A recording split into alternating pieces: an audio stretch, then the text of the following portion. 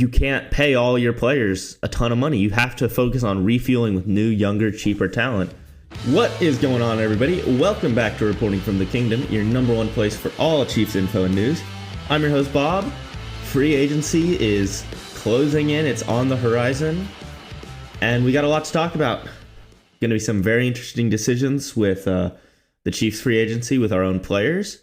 We have a handful of needs that need to be addressed. And we need to take a quick look at the draft. So let's go ahead and get right into it. First thing I wanted to talk about was our own free agents and who I think we should bring back, who I think we should bring back, who I think we should let walk. First off, he's not a free agent this year, but I'm going to bring back Trent McDuffie. I think Trent McDuffie should be signed to a long-term deal. He has made so many huge plays for us. He's an all-pro player. I think he should have won it this year as well. I think he should have been an all-pro. I don't think he was this year, but he's an all-pro caliber player. You know, he was a couple of years back.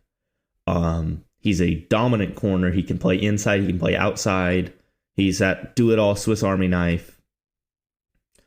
He's a perfect player for a Spags type defense. He's young.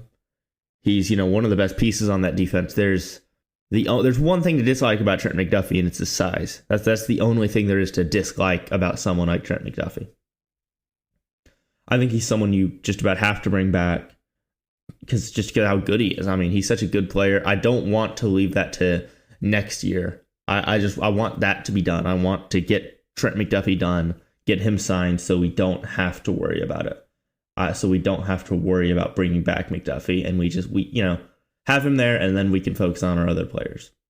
Obviously, the big news was Chiefs franchise tagging quality Pro Bowl guard Trey Smith. Interesting decision. The Chiefs are interested in signing him to a long-term deal, something that I'm going to be perfectly honest, I don't quite agree with. Obviously, Trey Smith is a great player, and I love having him on our team, but big thing is, and something I'm going to talk about later, is we just really need offensive line, or not offensive line in particular. We really need offensive tackle. We need a left tackle. Our interior line is great, and in the Super Bowl, our interior line was still just that good. It was that core Tooney. Well, it wasn't Tooney because he was playing at tackle, but once again, that's the issue is we don't have a tackle. We have our three Pro Bowl, all-pro Pro Bowl guys at the interior, and we gave up a 42 pressure rate because we don't have left tackle. Left tackle is probably the number one reason why we didn't win the Super Bowl, just because due to the fact that we didn't have one. We didn't have someone who could come in and play, forcing us to move Tooney to the outside, putting Callie into at guard, like I said last week's episode, just made us a whole lot worse. So as valuable as Trey Smith is, and as much as I like him, I don't think we can reset the market for a guard when we still have such a huge need at tackle. So obviously he's got the tag on him now. Someone could sign him. It'd cost 2 first-round picks. I highly doubt that would happen. So what I'd have to say for Trey Smith, I personally would try to trade him. I'm not 100% sure what the value you could get out of him. I mean, I think it'd be pretty solid. A young guard coming off of a really quality rookie deal. Had to think of what words to say there. I think you could get good value out of him. He hasn't been injured. He had the blood clot issue that obviously had him drop in the draft, but other than that, he hasn't been hurt. He's been consistently healthy. He's been a consistently good player. He's the type of guy you really want on your team. But I don't think we can afford to pay. Here, just look at it like this. We're going to pay Creed Humphrey $20 million a year. We're going to pay Joe Tooney $20 million a year. We're going to pay Trey Smith $20 million a year. That's $60 million on your interior line, and we still won't have a left tackle. We still won't have a left tackle. That's just why I don't think we can afford to bring back Trey Smith.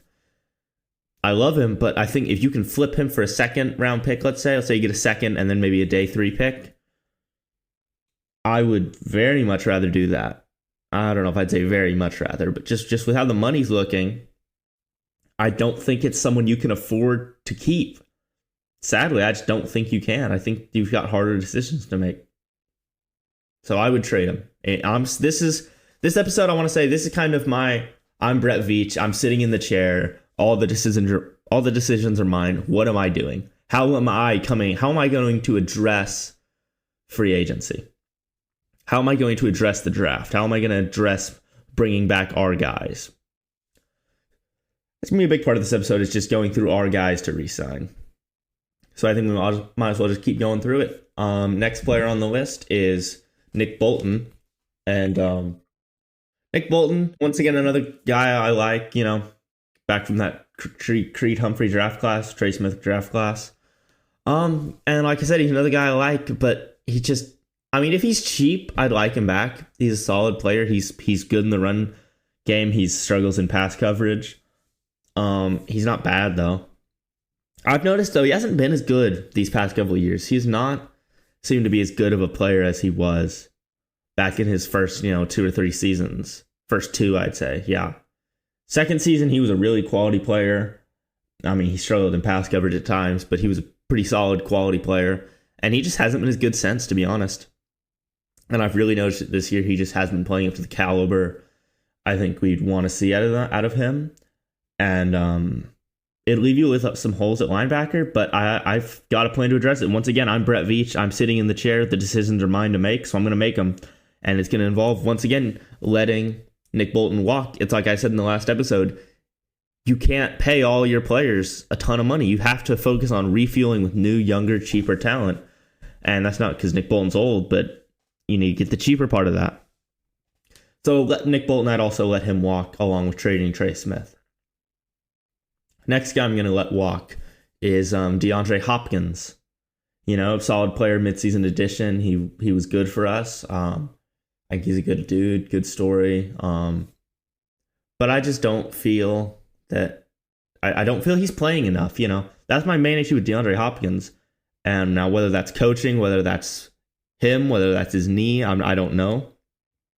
But he was not playing very often, and he was good when he was on the field. But he's an aging receiver who already wasn't playing very many of the snaps. Here, let me phrase it this way. DeAndre Hopkins isn't someone I would hate to have back. But he's not someone that I'm going to be going crazy to bring back. It's the end of free agency, and he's sitting there. And, training camp's over, preseason's underway. Sure, you might as well try to bring him back. I wouldn't hate that. Cheap, $2 or $3 million deal, $4 million. If we have the money and could use a receiver. Kind of like the Juju deal last year, but maybe a little bit more money. But he's not someone I'm going to be all that interested in bringing back, just due to those concerns I already stated. He's obviously not near the quality player he once was. And, I don't think we lose a whole ton by taking Hopkins off the team. Especially if we're looking at my next move of bringing back Hollywood Brown. I am adamant about bringing back Hollywood. Obviously, I'm not going to break the bank for him, but I don't think he's going to be a guy that will break the bank. He's a guy, he's coming off of an injury. He's been injury prone a lot. Last year, where he had a decent season before he signed with us, he already didn't get much from us. It was like $6 million or so, if I remember correctly. So you pair that with him coming off of an injured season where he didn't play but a handful of games and didn't play just a ton of snaps. I don't think he'll get a whole ton of money. And I think we could see DeAndre Hopkins back in Kansas. Not DeAndre Hopkins, sorry. We could see Hollywood Brown back in Kansas City to pair with Worthy. That's my solution to the receiver situation. I talked about that. Once again, that's something I touched up on last week, is how to work around the Rice situation. I think if you're able to go into next season with Hollywood Brown and Xavier Worthy as your 1 and 2, and then you say you get Rice back 6 weeks, that's a solid receiving core. With whoever your 3 is, whether that be, a Hardman or a Juju. I'd like to have someone better, but, with Kelsey coming back, and he's confirmed he's coming back for 1 more year. He's getting that one final ride, so I was right on that one. So with Kelsey coming back, you can run a lot of 2 tight end sets. Jared Wiley will be coming back. I have some expectations for him coming into the second season. I'm not sure how he's going to come back from injury. That might take him a little bit, but he should be coming back sooner rather than later, I'd hope. So that's, you can run some more tight end sets, and it's only 6 games, and then you get Rice back fully healthy, no fatigue from playing through games already, and you can put him back in his one spot. Worthy can slot in, Hollywood can slot in, and you've got a really good receiving core. You've got 3 quality receivers, and 2 of them that I think are only going to get better. And that's not saying Hollywood's reached his ceiling, but to be honest, I feel like he probably has reached his ceiling. I think Hollywood's at the point in his career where he's probably not going to get much better. He's a solid player. He can threaten deep. He's good on the RPO game. So he's not similar to Rice in the RPO game, but they're both good in their separate ways in the RPO game. But that is good to know, though. Hollywood can fill that kind of over the middle RPO game that Rice was doing in his rookie season while we're waiting for Rice to come back from suspension and, injury and everything. I think bringing back Hollywood could be one of the biggest decisions this offseason, which I am so adamant about it. I'm Brett Veach. I'm talking to Hollywood and his agent daily. I am saying, Hollywood, what do you want to come back? I'm not going to break the bank. Like I said, I'm not going to pay him, $20 million, $13 million. But I think you need to bring him back. And that's that Trey Smith money. Some of that Trey Smith money you get by trading him is money that can go into a Hollywood Brown type.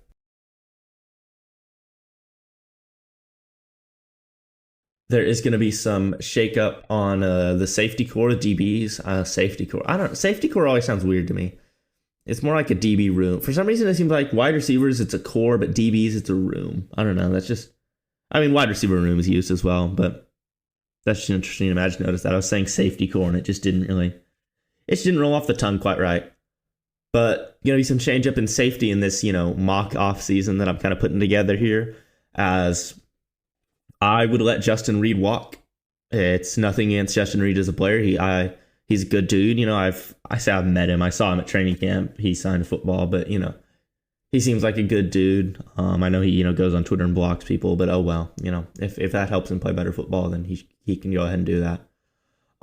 He's a good run defender. He's not great in pass coverage, which ultimately I think is one reason that contributes to Kansas City getting rid of him, or why I would get rid of him, because he's not great in pass coverage. So I think you let Justin Reed walk, and it's not really because I don't like Justin Reed. It's because I don't think that's one of the guys that you can afford to pay when you've got a Jaden Hicks that can slot in and take that role. I think Jaden Hicks showed promise in his rookie season. I'm excited to see what he's got for us. So ultimately, I'm not that worried about safety, even if Justin Reed walks, which I think he will. He's never been great in pass coverage. He's getting older. He's probably going to cost more money. And of course, I want to say all this stuff is, who knows how much money these guys are going to get. But all this is kind of based on, how I think they're going to get paid. Obviously, if Justin Reed's going to take, a $4 million deal, then that might change my mind a little bit. But I highly doubt he's going to take a $4 million deal, because he's better than that. D-line, I think moving on from Justin Reed, I think D-line is a spot where we need to make sure we keep some consistency there. So I'm going to have us trying to bring back Charles Omenihu and Turk Wharton. I think they're both quality players. I don't think Omenihu's going to really get that much money. Similar situation to Hollywood, coming off of it, but he's even more recent. He came off the suspension last year, had a really good end of his season, and then got hurt in the playoffs. So I don't think he's just going to get a ton of money, which is why I think we will be able to re-sign him. Now, Wharton, on the other hand, Wharton might be a little bit tough. I noticed during a lot of games, this is something I picked up on. Wharton was doing the pay me celebration, throwing the money everywhere, pay me. He's going to want some money. He's going to want some money, and he might get it. He seems like there's always that player on a D-line or a receiver who gets way more money than you think they will. Take Christian Kirk, for example, a few years back. And who knows, it could be Turk Wharton. And in that case, I wouldn't pay him. I'm not going to. He's not someone I'm going to overpay for. But if he's not going to be that expensive, I'd like to bring him back, because he's a good D lineman. He's not incredible. He's a good role. He's a role player that you need on your team. He's a role player that you need to win games. I think he's playing too big of a role right now, but I think he's still a good player is what I'm trying to say. He's still a player that, can help you win games. He's still a solid player. Omenihu's more, I think you saw Omenihu did a lot for our pass rush when he came back. He didn't really rack up the sack numbers per se, but he was still very quality when he came back. He was still a quite solid player when he returned. So hopefully, if you can bring him back for not too much money, you can keep some consistency in the pass rush, like I said. And hopefully keep a good pass rush going if you fix a couple of other things that I am going to talk about coming up later in this video. I'm going to talk about in this video. This is not a video. It's a video. Technically, it's a podcast. Close enough. Later in the episode, I'm going to talk about some ways to shore up the D-line, what I might do for that. Though speaking of the D-line, one more player on the D-line, Joshua Uche. I don't know what the thing is with him. I don't know what he did to Spags, but he just did not play, so he's going to walk. This isn't a list of all our free agents. That take a while to go through. But I picked some, big guys that I think are really meaningful and whether we let them walk or re-sign. And to be honest, I'm kind of not sure why I even included Uche in this list, because he was inactive 90% of the season once we acquired him. Even though, he showed some potential in the pass rush when he played, which wasn't much. So I don't know why he didn't play, but based on how much he didn't play, he's not coming back. His time in Kansas City it will be done. And I'm kind of upset by the fact he didn't play, to be honest, because I think he could have been a solid player. I think he showed flashes. I think he could have brought some explosiveness to the pass rush that we would have needed. But like I said, ultimately he just did not play at all, and then he was inactive. Who knows? I'm not at practice, so I don't know. But it's tough. So, but he's gonna walk. And then the last guy I've got here on my list is DJ Humphries, the tackle, and I will be bringing him back. He's not my plan at tackle. He's not how I'm going to fix tackle, but I think he's a good just in case. He's a good Donovan Smith type player. In case we don't get someone better, he could hopefully come in and play solid tackle. And which as I'll talk about later, that's not what I want. But you have to be ready for that worst case scenario. And in that worst case, I want to minimize that worst case scenario as much as possible, which is why I think a guy like DJ Humphries is good to add, because he can provide quality, he can provide solid depth, a good backup as well, in case, whoever you sign get hurt. Could potentially give you a hint on who I might think about signing. But that's kind of what I think about our free agents. Obviously, there's some more guys like I think Winchester's up this year. You'd probably bring him back. Matt Ariza, I can take it or leave it, And then there's some other depth players that, once again, it's not really going to affect us a whole ton whether or not we bring them back or let them walk, bring them back later. Oh, one guy I do want to talk about real quick, though, I forgot about him, is Juju Smith-Schuster. I talked about him a little bit earlier. I wouldn't hate to see him back. He's a solid blocker. He's a role player at this point in his career. He's not quick. He doesn't add a whole lot at receiver, but he just boosts the floor of a team that really doesn't have that many receivers on the squad right now. Him or D-Hop aren't going to be game wreckers on that team, but they'll be solid guys that can come in and take some snaps, while you're waiting to get Rice back. Juju, obviously, that he's not going to be someone you're jumping the gun at to get. He's going to be someone, similar to Hopkins. It's the post. It's not the postseason. I'm stumbling over my words. I'm saying it's 700 times here. So let's try to get the words right. That might be a little bit helpful if I could get what I'm saying correct. It's the end of preseason. That's what I was trying to say. It's not even the end of preseason, but it's the end of training camp, end of preseason time of year, and you want to bring back Juju, kind of like what happened this year. Made some big plays in the AFC Championship game. I wouldn't hate to see him back. Kind of helps fill that Rashee Rice role in ways. Obviously not as good as Rice does, but he's still solid, solid. He could be he's a depth piece. And you got to have depth pieces. That's why I didn't have him on the list, but he played enough that I think he deserves to be talked about. I'm also going to go ahead and talk about Justin Watson real quick. I'd let him walk. I'm tired of Justin Watson, to be quite honest. I just don't think he's needed on the team, If we bring him back, okay, I guess. But I'm not going to be super hyped if we bring him back. And I'm not going to be disappointed if we don't bring him back, which is what I think is going to happen. Obviously, I get, bringing him back for consistency reasons, but I just very highly doubt it. Next up, that's it for my list of free agents that I wanted to sign, or not free agents, but a list of our free agents. Obviously, there's some other players, like, I already talked about it, but, a Mike Caliendo or depth pieces. I just need to move on, There's depth pieces. That's not my role right now. My role is to the starters, the top 30 players or so on the roster. That's what I'm looking at right now. Next up, talking about free agency here, just in general, that's soon to be starting, I think around the 10th or the 12th. So that'll be, next episode will be after a lot of the beginning chaos. I want y'all to tell me something here. For next episode, do y'all want it to be more NFL structured? Because I can, more on all of the big news around the NFL, like, because there's going to be a lot of players being signed, like, for example, Matthew Stafford staying in LA, Deebo Samuel getting traded to the Commanders. An episode more talking about that stuff, potential Aaron Rodgers move, all the new free agent signings that are going to be going on. I could talk about that. Would y'all want me to talk about that, or to keep it more Chiefs related? Because I can do both. But I'm curious what y'all's opinions on that are. Because free agency is such a fun time with all the different moves that are happening, all the players that are moving around. So I think I might try to do a more NFL themed episode there, just in general, instead of just looking at the Chiefs. Which kind of segues well into my next point of I don't think we're going to be doing much in free agency. There's a lot of in-house guys for us to sign, as we've already talked about. Obviously, the Chiefs have talked about how they might bring back Trey Smith, how they want to bring him back. And I think if you do bring back Trey Smith, I don't think that leaves you much room to really operate. Obviously, you can free up money with a Mahomes restructure, Chris Jones restructuring, Tooney restructuring, or a Tooney extension. You can't restructure him, but, extending Tooney or something. So there is ways to make money, but I think I'm expecting us to not go crazy in free agency. Though where I could see something in free agency is, where I could see a big move is at the left tackle position.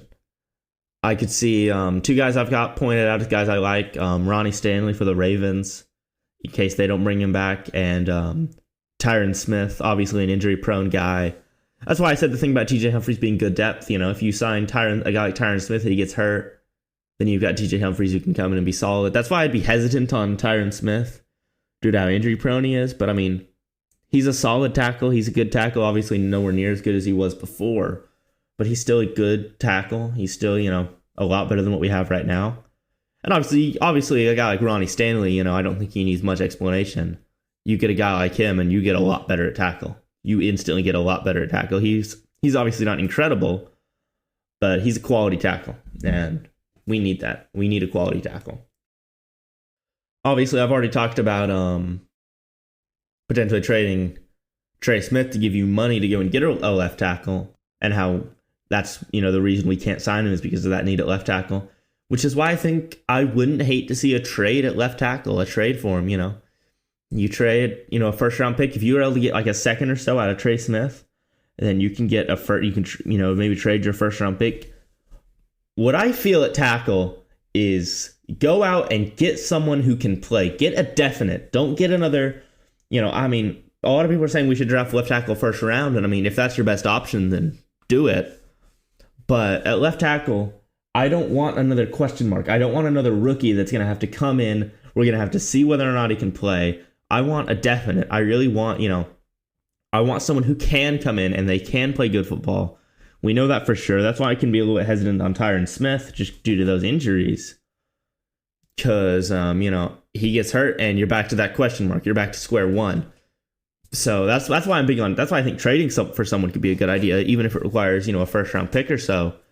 Because you need to fix left tackle. You can't let what happened in the Super Bowl happen again. You're fine with right tackle, you're fine with center, you're fine with guard. In this hypothetical, we've got, you trade Trey Smith. I think the Chiefs have liked Wanya Morris and Suamatai at guard. So maybe you feel good to play them there. Maybe you draft someone with that extra pick. You can feel more good about drafting a guard to come and play. Maybe it's one of the guys you drafted last year.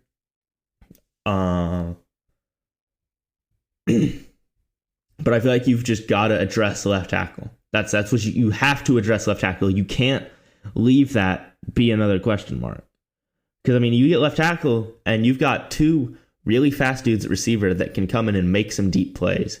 You can make the deep ball work more than you've been able to.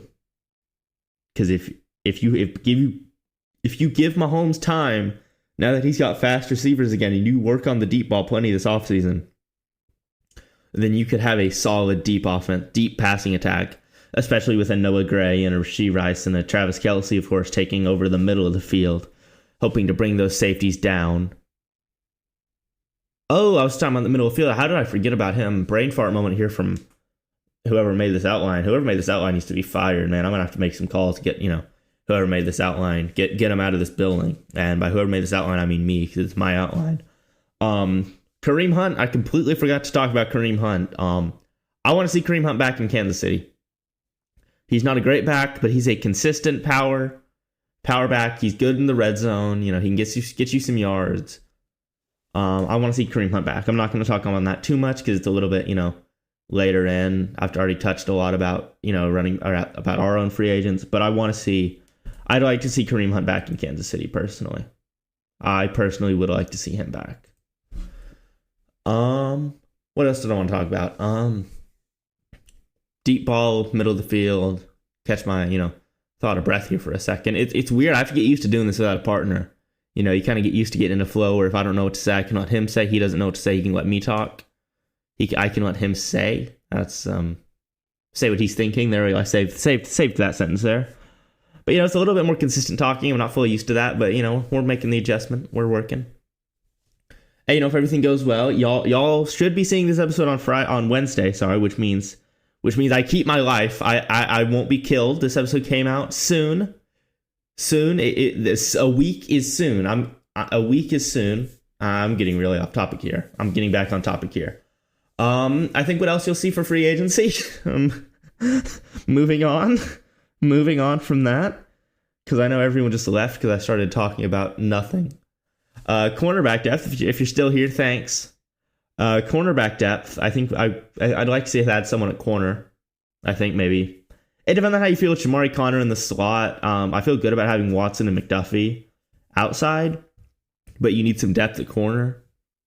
For next year, you need to get some depth at corner. So I would like to see that. I would like to see us add maybe, a corner. He doesn't have to be a great player. I don't think this is that talented of a corner class. Maybe just thinking off the top of my head, maybe like a Stephon Gilmore, Paulson Adebo, someone like that. Throwing names out there, Another big thing, D-line pieces. I think adding someone to the D-line could help. I'm leaning more interior, but I could also see a guy I have here written down is DeMarcus Lawrence. He's coming off an injury. He was solid before the injury. I think he was 3 sacks in 4 games or so. Cowboys, he said he wants to come back to the Cowboys, so that might be hard to happen.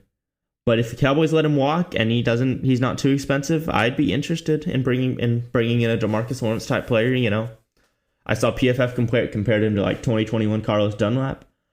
He helped us win a Super Bowl, so if it's another 2021 Carlos Dunlap, I wouldn't complain. And a big name here. Not a big name, but a well-known name. Y'all should know this guy who will be bringing back. Obviously, Nick Bolton is walking in this situation. We will be signing Willie Gay Jr., bringing him back to Kansas City for one more year, or maybe multiple years. I'm assuming the Saints aren't going to bother re-signing him. And I think Willie Gay helps kind of fill out that linebacking core. You've got, Drew Tranquil, who will probably take that Mike spot. Leo Chenal, who's a quality run defender. He's athletic. He's decent in the pass coverage. And then you get Willie Gay, who's a quick quarterback spy, pass coverage linebacker, not as good in the pass, or not as good in the run, sorry. But he can still play solid in the run. And he's good in the pass. And what I think is so good about Willie Gay is just the speed that he has, in the conference we're in, you've got Lamar Jackson, Joe Burrow, Josh Allen, CJ Stroud. Even just in the league, you've got, Jalen Hurts, Jaden Daniels, Justin Herbert. There's a lot of talented, quick-moving quarterbacks that we have to go against. And Willie Gay Jr. is fast enough to keep up with them. That's what's so special about him is he's fast enough. He can keep up with all of those guys. So you can put him there at running back.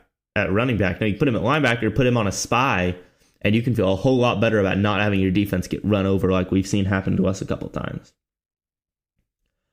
That wraps up, I think, our kind of my brief look at free agency here. Just because, I would have gone deeper into it, but I don't think we're going to do a whole lot in free agency, Maybe I could see a safety being added, but we don't have a whole ton of money, and we've got a lot of guys of our own we're going to have to re-sign, next year and the year after that with Rashee Rice. There's a lot of quality guys we're going to have to bring back, and I don't think you can focus. I don't think this is going to be a year where we go all in on free agency. I think we'll be relatively quiet.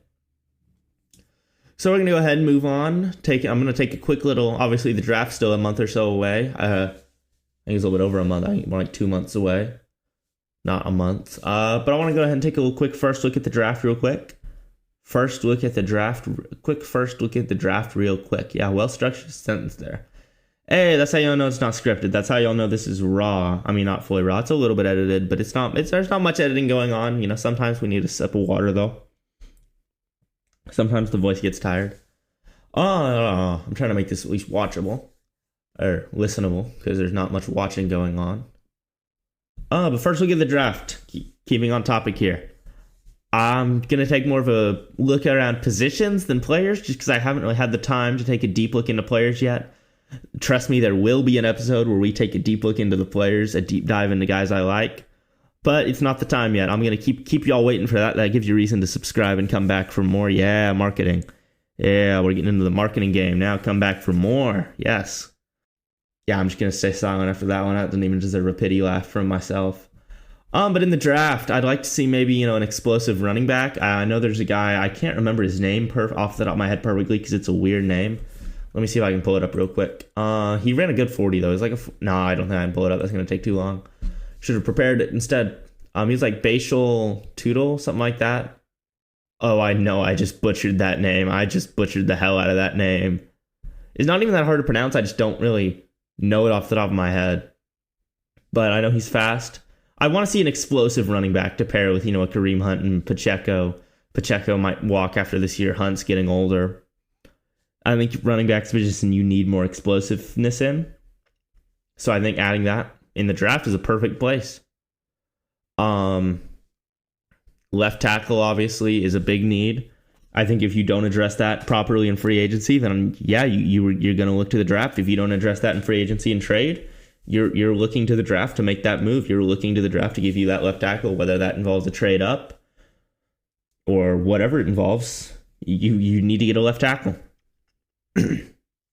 I think we need to add some D-line help, of course. I mean, D-line's not horrible. Our D-line's good. Obviously, Chris Jones is great. George Karlaftis is solid. Omenahu, if we bring him back, he's good. But I think we need more help interior. I think we need another guy to pair with Chris Jones on that interior to really get a good pressure, keep that run defense being good. Especially if a guy like Wharton leaves, which I hope he doesn't. But if he does leave, then, you need to be able to replace him. I think in the later rounds, you could see us trying to maybe add a receiver, a 3 or a 4 to go work his way into the new offense. Not new offense, but work his way into the offense. I think that could be nice if you add a receiver there. And I don't think we'll draft a tight end. I don't think this is a great tight end class. I know there's some good players like the Penn State guy, if I'm remembering where he went to correctly. Yeah, Penn State guy. He's good, but he'll probably be gone. I don't see us adding a tight end, especially with Kelsey coming back 1 year. Noah Gray's already signed. Jared Wiley's already signed.